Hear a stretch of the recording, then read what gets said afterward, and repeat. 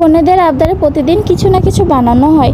আজকে তারা চাইছিল যে আমি যেন একটু তাদের জন্য কিছু বানাই, সেটা তাও আবার পটেটো দিয়ে। এজন্য আমি ভাবলাম যে আজকে পটেটো ওয়েজেস বানানো যাক। পটেটো ওয়েজেস কিন্তু এভাবেই কাটতে হয়। আমি খুব পারফেক্টভাবে কাটতে পারি না, কিন্তু যেভাবে পারছি সেভাবেই করছি। আর হচ্ছে এখানে আমি লবণ আর তেল দিয়ে পটেটো ওয়েজেসগুলোর মানে পটেটোগুলো আমি আধা সিদ্ধ করে নিচ্ছি। তারপর এখানে পটেটোগুলোকে যেভাবে মাখাবো সেটার ডো তৈরি করে নিচ্ছি। ফার্স্টে দিতে হবে ময়দা, গুঁড়ো ঝাল, লবণ, একটু কর্নফ্লাওয়ার, একটু বেকিং সোডা আর গুঁড়ো ঝালও দিয়ে নিচ্ছি এটা ঝালের জন্য।